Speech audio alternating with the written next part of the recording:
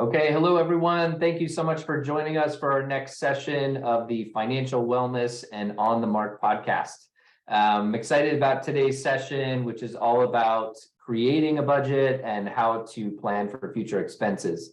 So we have a great guest today who I'll introduce shortly, but for those of you who are new to the forum or the podcast, please make sure that you share this with others. We would love to get more information out to them, to be able to spread the knowledge and engage with as many people as possible. So if you each pick one person that you think could benefit from this, let them know. We would greatly appreciate it.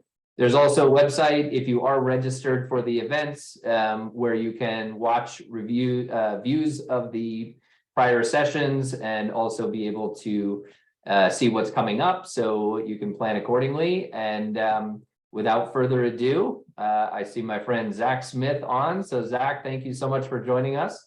I think you're muted. There we go. And Zach is with IM Financial, and he and I have been engaging quite a bit lately. And Zach, really excited to hear what you have to share with our group. So thank you so much for joining us. And if you don't mind, maybe just give the group a quick introduction. Yes, certainly. Thank you for the opportunity to speak with everybody today. My name is Isaac Smith. Many people call me Zach. Isaac Smith, I'm co-founder and CEO of IM Financial, as Mark already shared. Today's conversation and why I'm excited to speak with everybody today is, really bringing me back to when I started my firm with my older brother, and in the beginning. Because from the beginning, we saw that there were some actions and habits and behaviors that the general public were implementing in their own life that wasn't always, putting them in the best position to succeed. So a lot of the times I like to say that I think most people have really good goals, right? I think we're saying that we want really good things, right? We want these things in our life, security, financial freedom, the ability to travel, retirement, not failing, big returns, right? We have all these goals and all these things, and it's not even about, the money per se, but it's what the money or what our financial plans, what they give us access to, right? So part of today's conversation, I think this is step one of what people should be doing in order to hit those goals, right? What we don't want to see is we don't want to see people having really good goals, but then their actions and decisions are having them fall short of their goals. So I hope that today's conversation can help bridge that gap, between goal and accomplishment. Right. And that's exactly where the budgeting comes in, because if you have a target but no plan on how to get there, which, to be honest, most of our clients are in that boat. They come to us and they've saved just enough for a down payment, and that's most of the means that they have. And there's nothing wrong with that, but that's just the stage of life and financials that they're in. And then they go and buy a home, and then they starting completely from scratch. Or we have clients who will be trying to buy a home and they're saving and saving and saving, but not doing it in the most optimal way. And they're trying to do it on their own or with advice from the proverbial, parent who thinks they know how to invest in today's market, even though they might not. And so we see a lot of clients just doing it totally aimlessly, and it takes them longer to get to their goals because they're really not, regimented to the degree that they need to be in order to get there. So I'm excited to hear more about what you have to say. And I think you've kind of highlighted why budgeting is so critical. So, we like to put a little bit of a real estate spin on this, even though this is really, relevant to anyone saving for anything or having any specific financial goal. But why do you think specifically this is even more important for homeowners or would-be homeowners? Yeah, so, the way that we view financial planning is we have this utopic, perfect world of financial planning, and then we have reality, right? So in the perfect world, none of us would have any short-term goals, right? In a perfect world, we would have all of our short-term goals taken care of already, and we can just focus on, the future and growth and retirement and all that good stuff. But reality is, we do have short-term goals. So it's what we see is a challenging position for some people to be in is they have short-term goals. They want to make certain that they're being responsible at their future. And how do you balance it all? Right. Right. So once again, making certain that we know the facts, right? It's almost like you want to read the rule book before you play the game. Once we have the information, then then we can start setting a plan in effect where we can accomplish that. We can accomplish our short-term goals because we don't want to lose sight of that if they're important, but we can do so in a way that's not overlooking our future. Right. And I think a lot of people have this vision of what a budget or a plan, whatever you want to call it, looks like. And I want to kind of use those terms somewhat interchangeably because I think people view a budget as like, okay, I've got this envelope with this amount of cash in it that I can spend on groceries, and this amount of cash goes toward this. I don't think we need it to be quite that regimented, although I'll defer to you on that. But like, what does this look like? And how do you adapt? Because sometimes like life changes. Like for me, I always like to use myself as an example. I'm in a commission type of business where, sometimes it's seasonal or interest rates go up and income may come down for a period of time and then it goes back up. So like, I think it's hard to conceptualize for people on the outside who don't do this for a living to say, how do you make a budget, and does it just go out the window as soon as something changes in your life? So I think you made some really good points there, and I'll even share with you. I remember from childhood, I remember seeing in my house the envelopes in the drawer budget approach, right? Right. Yeah, that's So a real so thing in some places. Yeah. that was what I grew up with thinking, that's how Yeah. it was done. So obviously, just like anything else, I like to say, back in the day before X-ray machines were made and then MRI machines, and now we can inject dye into our bodies, and create these 3D images and see exactly what's. So as technology gets better and as we get more connected, we find better ways of doing things, and thankfully there are better ways, than the envelope system nowadays. Right. So I think you touched upon something that's really critical though for everybody to realize, because there are a lot of buzzwords thrown around in finance, and one of those buzzwords is budget, right? And everybody should have a budget. So to me, I think the term budget itself, I believe, is outdated. And the reason I share that with you, it's because of what you mentioned. Life is always changing, right? So I'm not spending the same amount in my personal life every single month. And similar to you as a business owner, my income's not the same every month, right? But even to a W-2 employee, things can change. You get raises, you get laid off, there's an emergency, right? You just never know. And I always like to say, December compared to January, right around the holidays or tax time, the budget's out the window because it's just a different month than what we're used to. So rather than thinking about it in terms of rigidity, right? Like rather than thinking about it in rigid budget terms, we want to, or the way that we do it is we view it a little bit more like a living organism. And it's something that is going to have flexibility. But the most important part, and this is a good rule to remember with any kind of financial planning that you're doing, and the good rule to remember is you want to stress test your plan, whatever that plan is, whatever you're trying to achieve. You want to remember to stress test it in the most conservative of scenarios. Because if it's going to work in a conservative scenario, it's going to work in a better scenario. Where you don't want to fall, into the trap of is the opposite, where it works in a great scenario, but life doesn't always work out every single month according to plan. So that's why, you want, and I'll get more into this, but essentially the goal is understanding a baseline of what you need every single month. It's not going to be that number, but if you have the right systems in place, and that's what we're going to talk about, then you're able to be a little bit more proactive and hands-on, and you can actually look at your plan from a month-to-month basis and start figuring out, any changes that you want to make. Maybe you want to recalibrate some of the numbers, but the most important thing is that in not only good times, but even more importantly, in bad times, making certain that that budget is still going to work. But it should be more of an automated system, less of a rigid budget. Yeah, and sometimes just having it down, quote unquote, on paper or in an envelope or whatever it may be, kind of forces you, even if you don't hit the target exactly, at least you're shooting for a target and not just completely flying by the seat of your pants, which I feel like for most of the profiles that we see, even really strong financial profiles, people are just winging it. They don't want to admit Right. it, but that's really what's happening. So I would love to hear more about like what your process is. Maybe you can share a little bit about how you go through this with the client so we can kind of see it in action.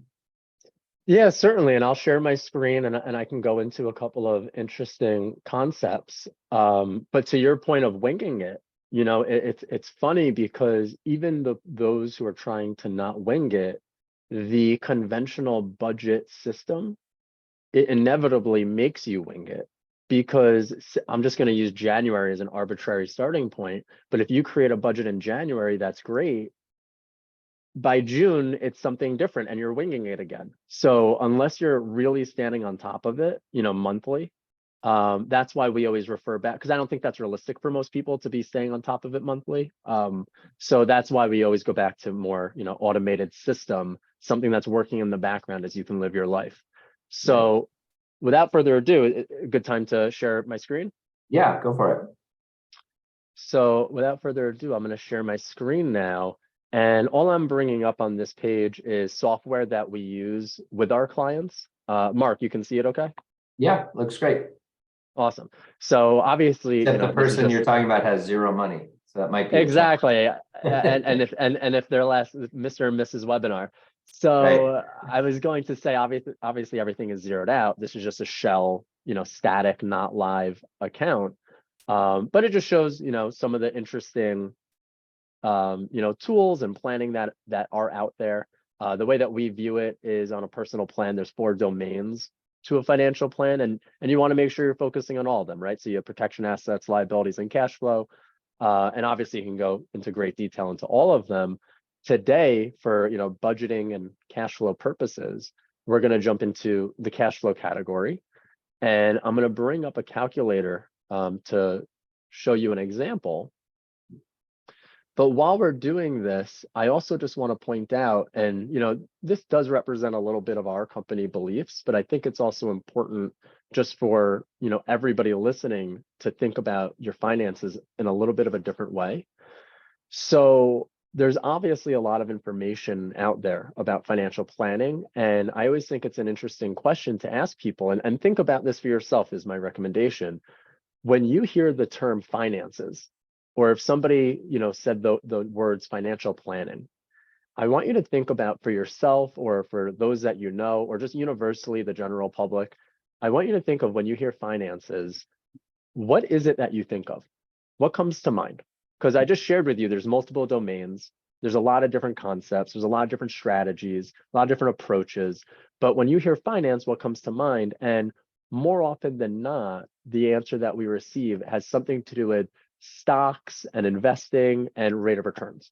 And I always like to say those are definitely part of the plan. Those are definitely important aspects to a financial plan. But what I want to let everybody know is a couple of things, and I think it should be empowering to hear.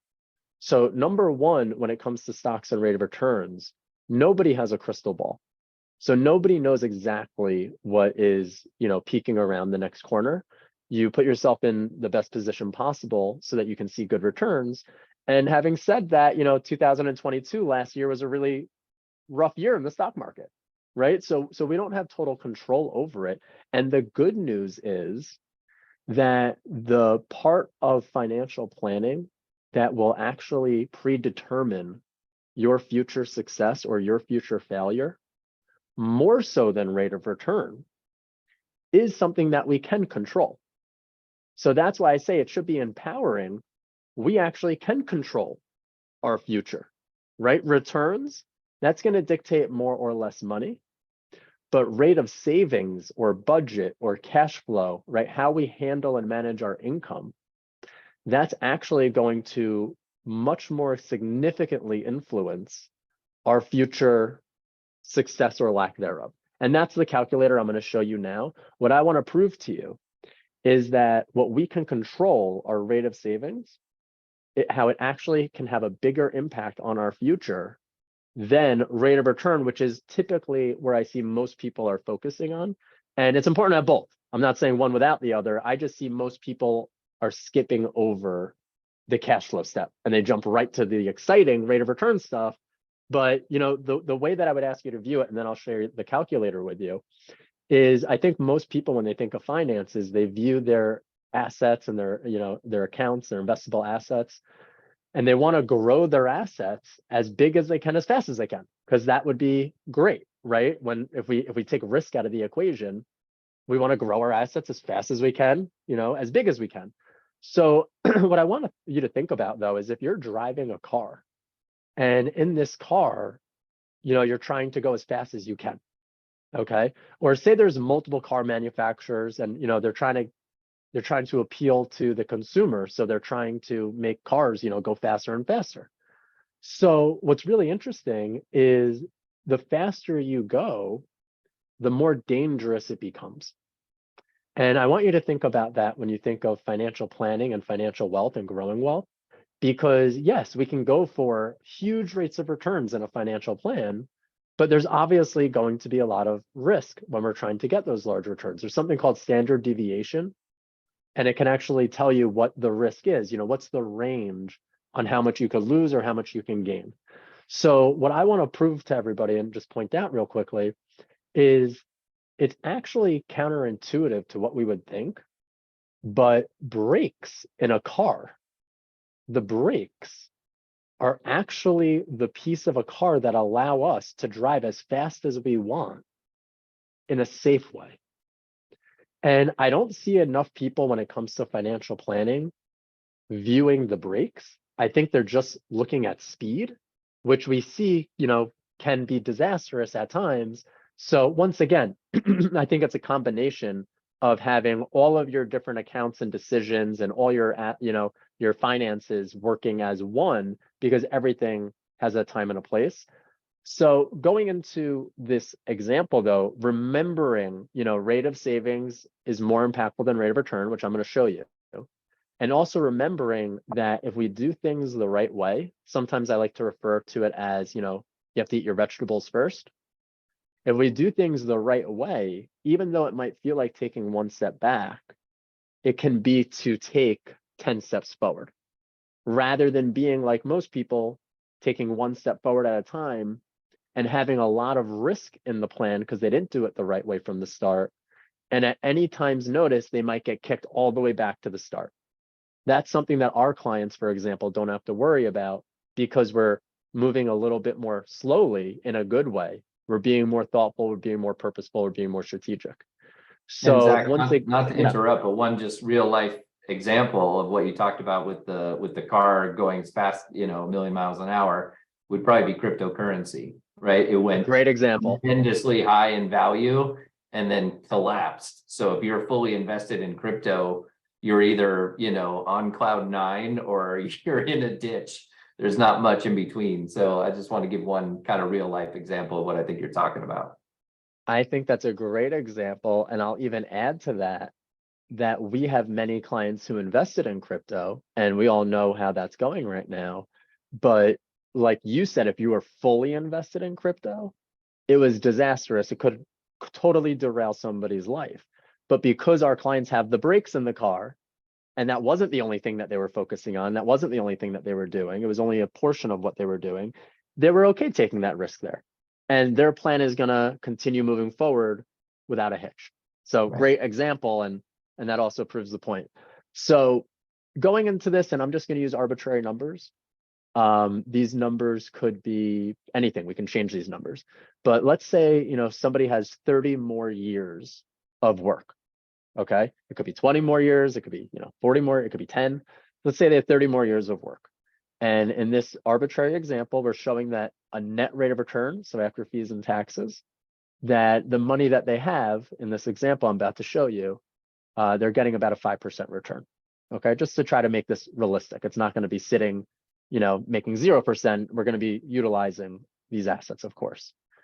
So now I'm going to add a life event, and we're going to call it income. Okay, I'm going to click it on. Income is an inflow, not an outflow. And this is where the conversation gets interesting because there's a lot of people listening right now and you're all coming from a different spot in life. You all make a different amount of money. You're all saving a different amount of money. These numbers are pretty proportionate. So I'm going to very arbitrarily use an income of $250,000. If you want to see half of that, just cut all these numbers in half. If you want to see double everything. This could be for an individual. It could be a dual income. Whatever the case, I have to pick a number. So we're gonna use 250. And once again, this is showing a somewhat realistic example. Obviously, it's gonna be different for everybody, but it's showing this person getting a 5% increase in income each year. Okay, keeping up with inflation, getting raises, just trying to make it realistic. Okay, and once again, this is from today to retirement, and we're gonna hit calculate or recalculate. So in this scenario that we just built, this client, and I always say, this is also empowering. If you're the kind of person that maybe has a similar income, and once again, it's all proportionate, it should be empowering, whatever your numbers are, to know you're not going to work in this example for $250,000 a year. You're actually going to work for $32.5 million, if you see the number that I highlighted, over the next 30 years. And for me, at least, and I can only speak for myself, that's very empowering. That makes me want to focus on my financial decisions more, because it's not only on the 250 I'm making this year, I'm making decisions on the future of $32.5 million. And I also want to point out the importance of working with professionals. If this was a business worth $32.5 million, because this individual's future is worth $32.5 million, they would be working with professionals. They would have board meetings. They would make sure that they're making the right decision and that they're not going to derail the plan, and that they're maximizing the low interest rates and certain strategies that they're going to use. They're not going to just move money into a stock because they heard about it on social media, right? So it's just something to think about. I think our most successful clients are the ones who treat their financial plan the most like a business. And you don't have to be a business owner to do that. It's just sitting down, working with professionals, being thoughtful. I'll use Mark's words, not flying at the seat of your pants. That's how, in my opinion, that's how you want to manage your finances. And like I said, we're not managing peanuts here in this example. And maybe some of you can relate to this. I mean, we're managing $32 million moving into the future. And this is only getting to retirement. So obviously, hopefully there's 30 to 50 years after this as well. So there's a lot of decisions to make, right? But jumping back in to this example, I do want to point out, we obviously don't get to keep it all. I wish we did, right? So I'm going to add another life event, and we can call this lifestyle, taxes, home, travel. It's everything, all your outflows, okay? So I'm going to click on this tab. This is an outflow. And once again, if I'm sitting down with a person individually, we can use their real numbers. In this arbitrary hypothetical, I'm going to say this person or this couple, I'm going to say they're saving 10%. Could be more, could be less. I'm going to say 10%. Okay. So what that means, if they're saving 10%, it means that they're saving $25,000. That's 10% of $250,000. So their lifestyles, their taxes, home, travel, everything, it's saying that about $225,000 are going to those items, and they're left over with the difference, $25,000. That's the 10% that they're saving into their future. Okay, just so we're all on the same page. So unfortunately, because I know we wish we could all keep the full 32 million, I'm going to hit recalculate, and this is going to be a more realistic picture, but I do want to mind you, you're still getting the full 32 million. I don't want anybody to feel like you're not, because we have to live and pay taxes, and we do want to do things like travel and give to charities or what have you. So one way or another, these dollars are going into our hands. And then the question is, when we think about from our perspective, saving into the future, how much of it do we keep for ourselves? And that's called savings, right? So, and how much is going to living life? And there's a balance, right? So instead of 32.5 million, I'm hitting recalculate. And now a more realistic example for this person or this family would be, by the time they get to what we're saying is retirement, instead of the 32.5 million, they have about 3.2 million. Okay, not a bad job, pretty strong, over $3 million at retirement. But I do want to put it in a little bit of perspective, because sometimes people throw around, $1 million this, $1 million that, and it might sound like a big number because it's $1 million. But we also have to remember, in 2023, $1 million isn't the same as it was in 1980. So putting this in perspective, $3.2 million for this individual or this couple, this is in 30 years from now. So this would be the year 2053. Will $3.2 million be enough? It can be. I mean, it matters your lifestyle. It matters where you live, in the United States or elsewhere. Depending on where you live, if you live in, the Northeast of America, or, some areas in California or any of the big cities, 3.2 million, in the year 2053, depending on, family size and travel and other goals, it very well might not be enough money, right? So these are the There things may that we also be discover. there may also be other major expenses, like if you decide to buy a home and you don't want a mortgage, you buy $1 million home, there goes $1 Absolutely. million of that money. So there's other Or what if things there's that can, or what if there's a medical emergency, right? right? For sure. There's so much that is unpredictable, that is unexpected. It just furthers the point of how important it is to focus on this kind of planning. I'm not going to get too detailed, but I'm the perfect example. I actually had a near-death experience in August of 2021. Luckily, I'm still here. I'm one of the success stories. But if it went a different way, thankfully I did all this planning in my family, my wife, my daughter, they would have been okay. Too often we see people living life, they don't even always realize how close they are to failure. If the negative thing or the other shoe never drops, if it never happens, they're living life not realizing how close they were to failure. And obviously we see some people where, that inflection point occurs and they experience failure. So that's really, I always say number one for us, number one mission for all of our clients, and even for yourself, like this should be your number one mission, in my opinion. Number one, it's almost like you want to know what not to do before you know what to do. So number one is let's make certain we can't fail. And then number two is let's grow our wealth, and let's make sure we're maximizing our efficiencies, keeping taxes low, keeping fees low, increasing returns, anything that we can do. But that's the order that we view it in. And I think so many people, they view rate of return, rate of return, rate of return. So once again, and I'm gonna jump back into this chart, I always say that's important, but let's first make sure the brakes work, right? And that's this kind of a conversation. First, we want to do the tune-up. Okay. So in this kind of a scenario, but thank you, Mark. That was this number could drop very quick, or an inheritance, it can Yeah, grow, right? It's an example. We don't know what the future holds. right. And a So home may be a lot more expensive in 2053 as well, exactly. even though Everything it's the will same be. home. Yeah, Everything it will be. will be. Exactly. Here's your plug for real estate. Your home will be worth a lot more in 2053 than it is right now. So having said that, say 3.2 million isn't enough for this person to retire. So what most people will do is they look at rate of return, and they're going to say, well, if 3.2 is not enough, let me take a little bit more risk in the market to drive my return. And then instead of 3.2, maybe I can get 3.7. Okay, they're getting closer. Maybe their goal is 5 million. Let's see how high we have to go. Let me take a little bit more risk. Okay, great. Now we're at 4.4. We're getting there. Our goal is 5 million. Let's take even more risk. This is how most people try to grow wealth. It's by getting bigger returns in the market. But I'm just reiterating, that's just making your car go faster and faster without brakes, right? It's taking more risk. And as you're getting closer in this example to retirement or any goal, that's not the time that you want to start taking more risk. If anything, that's the time you want to start dialing it back. So we're seeing a lot of people, they're taking, once again, these are our goals. Do our actions align? We're seeing a lot of people doing the reverse action that they should be because they're trying to catch up. Okay. So if we raise this all the way up to 8%, we started at 5.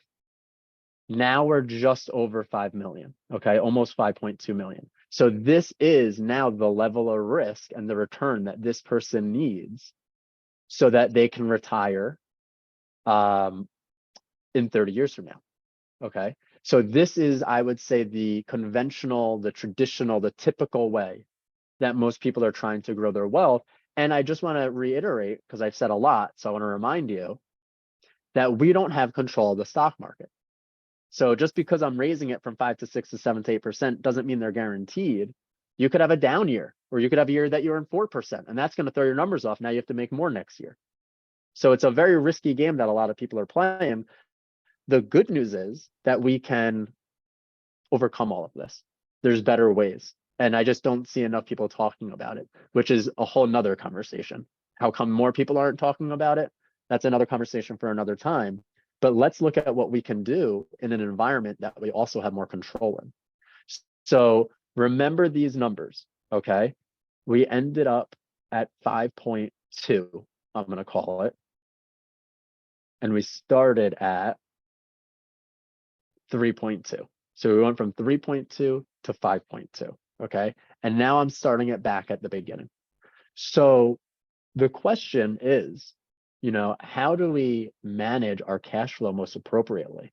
Because that's really the first step. There's only so many ways that you can lose your cash flow or your income. But as long as we plan against those threats to our income, which I call our most valuable resource, our ability to earn an income. Some people say, imagine if you had a machine in your house that printed money. You would want to make certain that that is in the best of shape at all times. So you are that machine. You're bringing in money to your house, right? You're the money-making machine. So having said that, we need to make certain, no matter what happens in life or the economy or politics, etc., that the money continues to come in. Because imagine your life if that machine stopped printing money.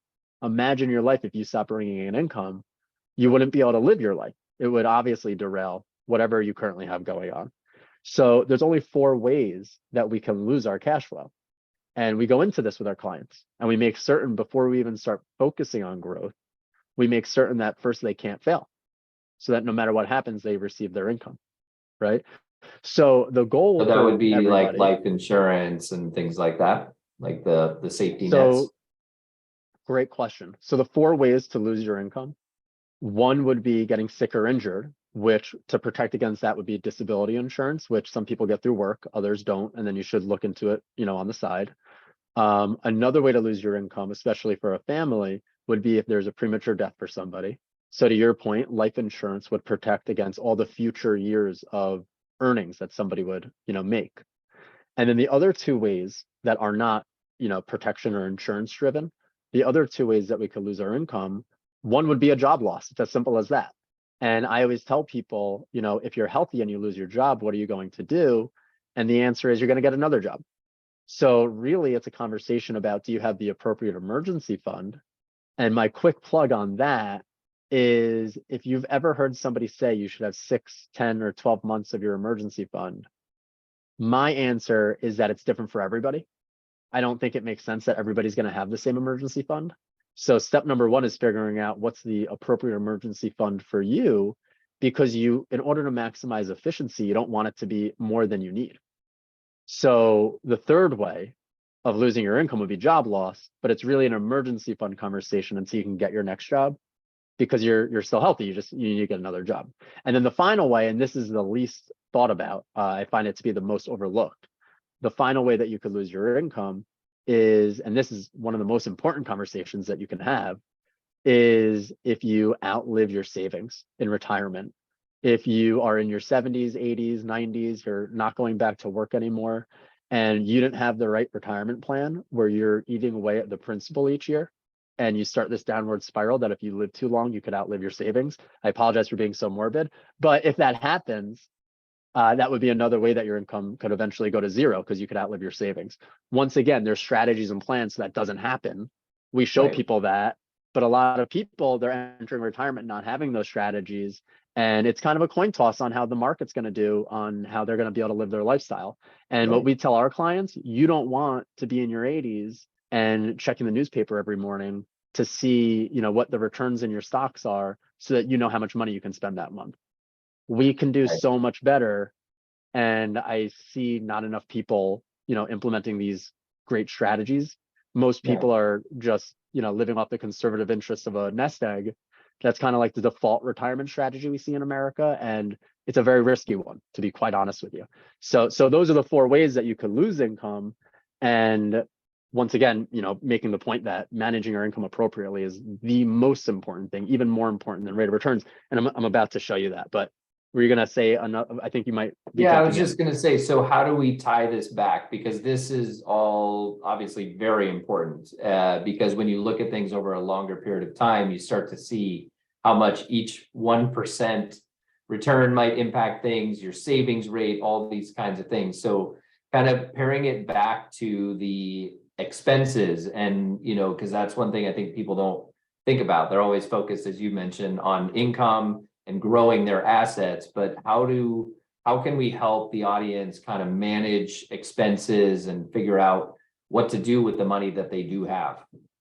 Perfect segue into the ending of this calculator. Perfect. So there's a couple of different options. One is you can change your lifestyle.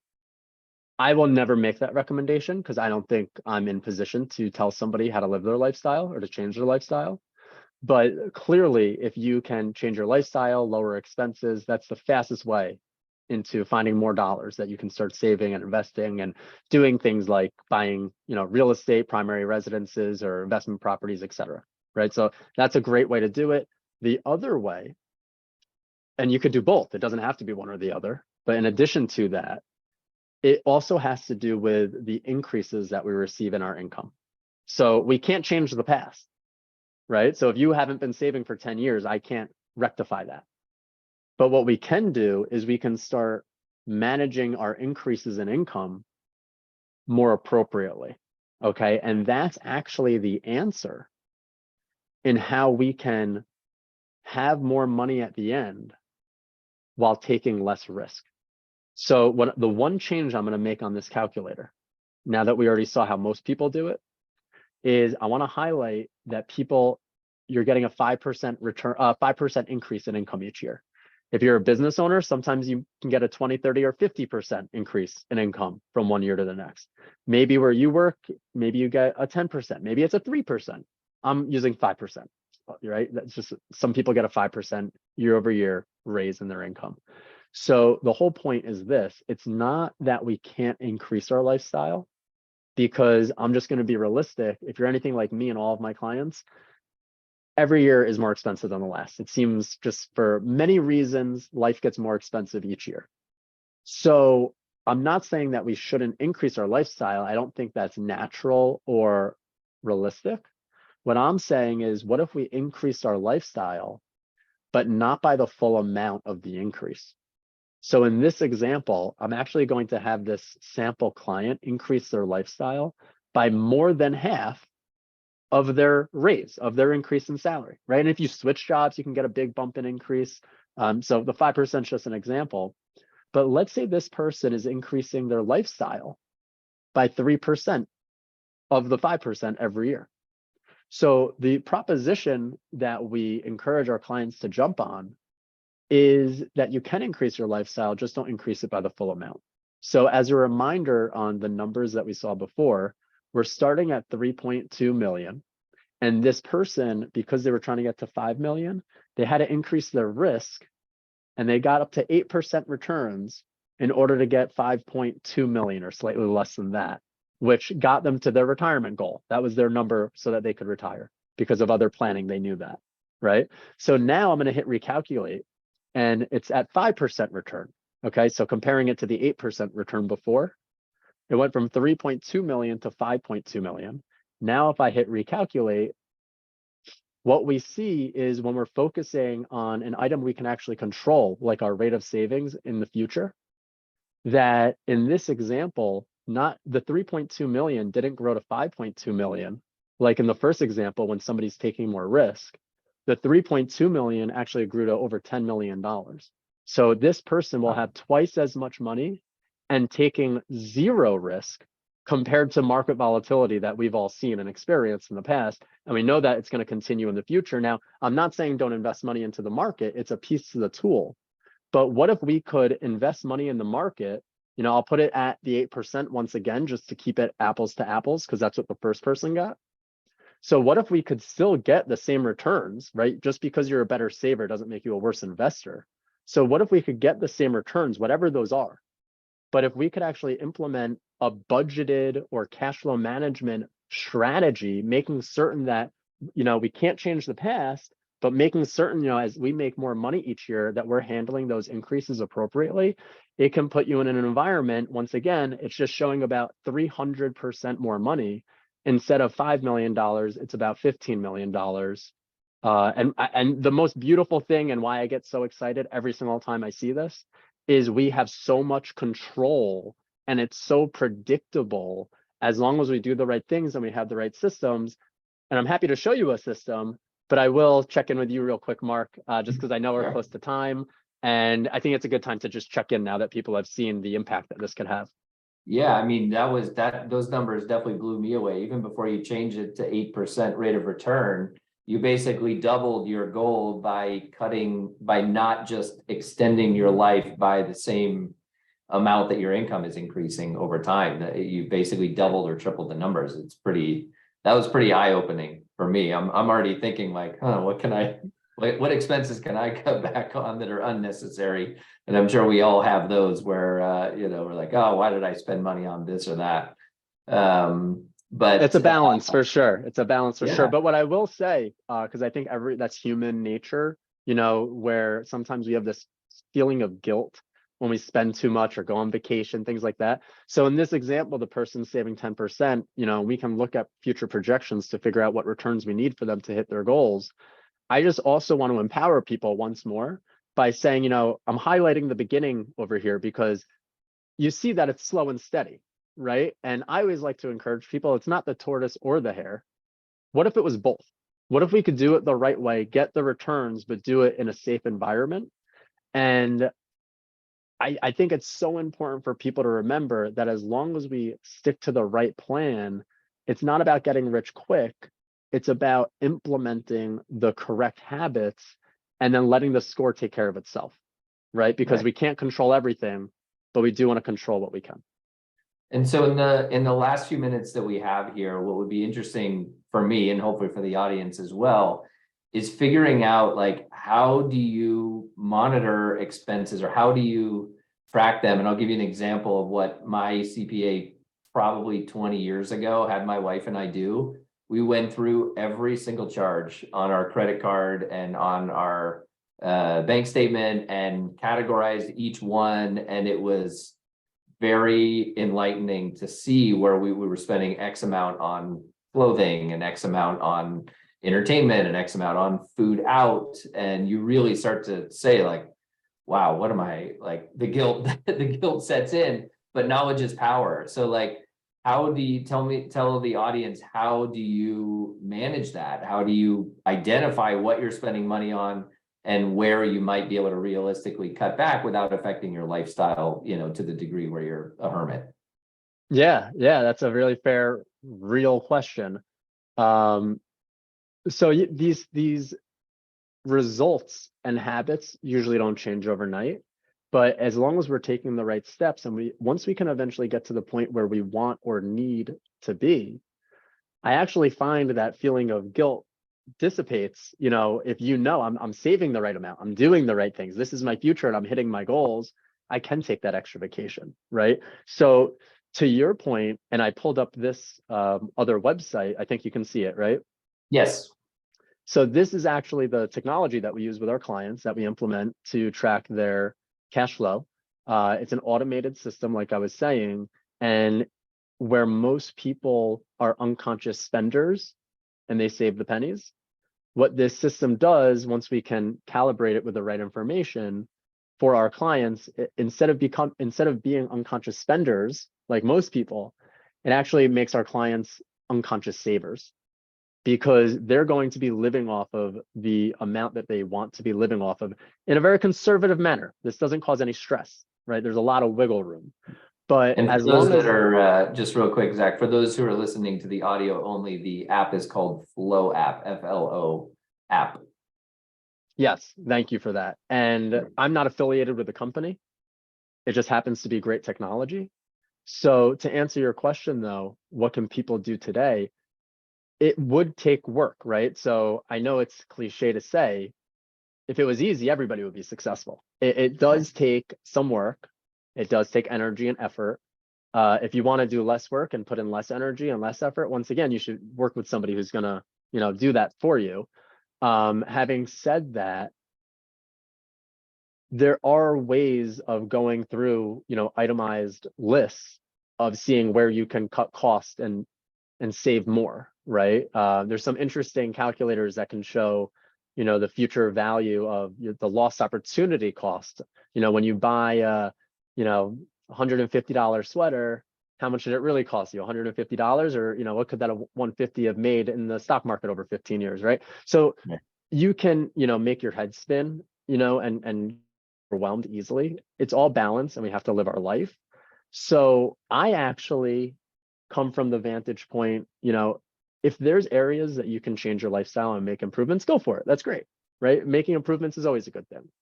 But I actually see my clients and a lot of people, I see them becoming very successful, not changing their lifestyle, just by implementing the right tools and changing their habits. Because as long as we can manage the rate of savings and the income appropriately moving forward, you can see how you can actually get significantly better results and even money in the stock market, right? You want to do both, but as long as we can do the right things today, we don't really have to, go in and blow up our lifestyle. There's enough there that if we start making the right decisions now, we can hit all of our goals and see a lot of success. But at the end of the day, somebody gets a 5% raise. It's so easy for that to just go through your fingertips. You bought the new couch, you took the extra vacation, and it's gone. Right. It's just making certain that we're being a little bit more conscious with this $32 million corporation that we're running, for example, right? Yeah. So in the last couple of minutes that we have before we wrap up, maybe you can explain how this Flow app works and tracks expenses. It's hard for me to say exactly what it does, but I'm sure you know it pretty well. So how exactly does this work? Certainly. Let me stop my screen share for 2 seconds, and I'm going to actually share a different screen, and I'll show you exactly how it works. You can see my OneNote? Yep. Okay, great. So I'm doing this on a computer. I don't have a pen. Hopefully I can make this look clean. Sure. So the way that it works is like this. Sorry, I just want to make sure I can draw. So most people, who are working, they get a paycheck. And that paycheck usually is direct deposited into their bank account. And then from their checking account or their bank account, it funds their life. Mm-hmm. That's how most people operate their finances. So what this system does, and there's an app and it's all automated technology, it's really seamless and nice and easy to use. What this does is it just has paychecks go into a stopping point that is really similar to the bank that you're currently putting your money. It's FDIC insured. It's going into a bank that's sweeping multiple banks so that you get the highest prevailing interest rate. That's not why somebody would even do this. High yielding, online bank accounts are going to get you better returns. The reason you're doing this is so that you can become a master saver. So you can become a world-class saver, right? Because that's the first step in avoiding failure and becoming successful, right? So all we're saying here is you still have the same paycheck, but instead this paycheck is now going to go into your Flow account. This Flow account is going to send money, and actually let me draw this a different way, is going to send money into your bank account. But here's the difference. In this example, let's say, because I said 250,000 before. So let's say this person or family, let's say they're making $20,000 a month, which is almost 250,000 a year. And let's say they're living off of 15,000 a month. So what the system does is your paycheck, instead of being direct deposited into your checking account or your bank account, we actually call it our spending account, because when I have money in my checking account, that's money I spend. Sure. Yeah. So in the spending account, you make 20,000, you're living off of 15 conservatively. That means you're probably living off 13 or 14. Because remember, we want to make sure this works conservatively, right? We can always recalibrate. So then what this does, this system, is the additional 5,000 is going to go in this reservoir, or we call it a pool of money, of your money. And it starts building up, in this example, $5,000 a month. So then when we go in and we can have review meetings with clients, rather than being in the dark and saying, how have the last few months been? Are you saving more money? Did you get a raise? Have expenses gone up? It allows you to live your life with a financial advisor on your shoulder, because we can actually see what's happening with your cash flow, and you have total control. You can go in, you can move money. And then as money's building up in this pool, then we can make decisions on where we want to invest it, whether it's in real estate or business opportunities or a college fund or retirement, right? There's so many different decisions. This can eventually go, into a variety of different investments. But here's where the magic happens, just the last thing on this.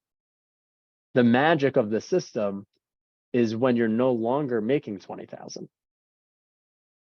Okay, now you got to raise, whatever the situation is. Maybe it's 1 year later, 2 years later, right? Now you're making, 22,000 a month, for example.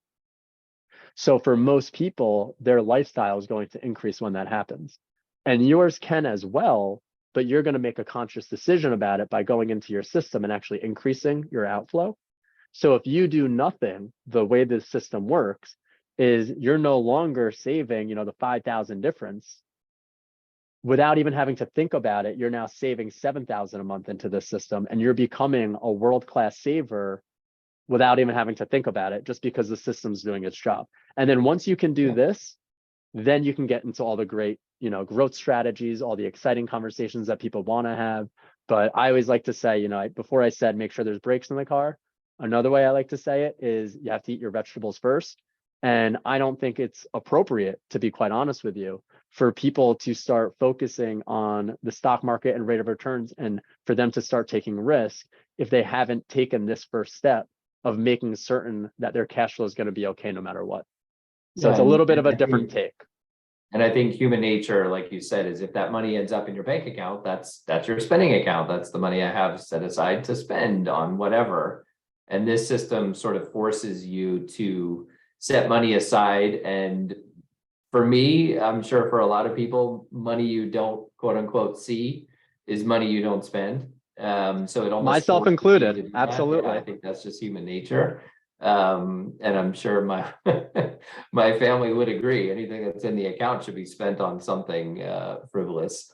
But yeah, this is really interesting. And I think what you just described and showed on the screen is that pool now becomes the platform for the full-on financial plan of where do you want to put that money, which is a whole different topic, into different types of investments. What's your risk tolerance? What sort of rate of return are you getting?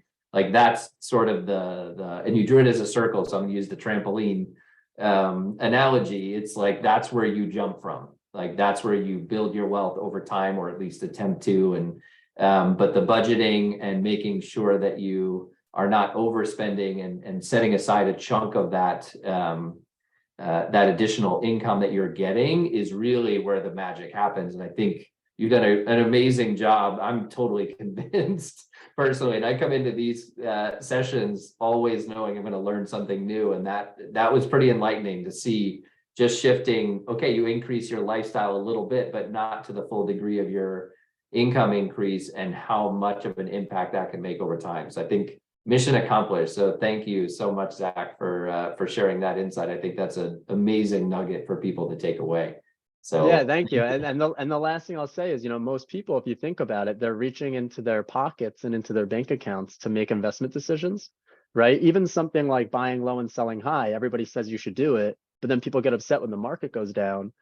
It's typically because they're not positioned properly. So instead of going into your pocket to make investment decisions or take advantage of a down market, for example, what if you could create this, fund for yourself, almost like creating your own personal economy, where you have this account that's growing, just waiting to be used in these different opportunities and scenarios. I think that's Yeah, for essentially sure. the mindset of the whole thing. Yeah. Agreed. I'm sold, and I hope I'm sure the Thank you. audience is as well. Put a small set of handcuffs on yourself, and you really see, what the benefit is over time. So, Zach, thank you so much for joining us and sharing your knowledge and your amazing drawing skills on the screen. I'm quite impressed that you did that with a mouse.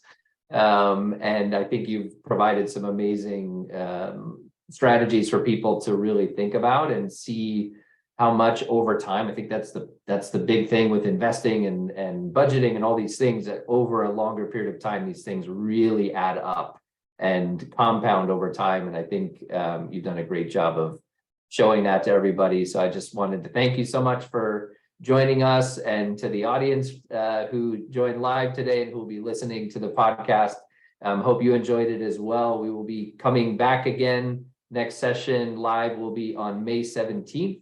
We are going to be highlighting the Nestment co-buying platform, which is a really cool startup that we're partnering with. They're helping people co-purchase homes together who may have otherwise been left out of real estate because they can't quite afford to do it on their own. So it's a really cool way for people to team up and do so in a safe manner and be able to invest in real estate and jump into that game, which I'm a big proponent of and have benefited from myself. So really looking forward to that session. So anyone who has any questions, by all means, feel free to reach out. You can reach me at markmyman.com. We'll also be posting on our website all of Zach's information. So if anybody needs to reach him and wants to discuss these opportunities and how it applies to their profile, we would certainly encourage you to do that. So thank you all for joining, and we will see you next time. Bye, everybody. Thank you. Bye-bye.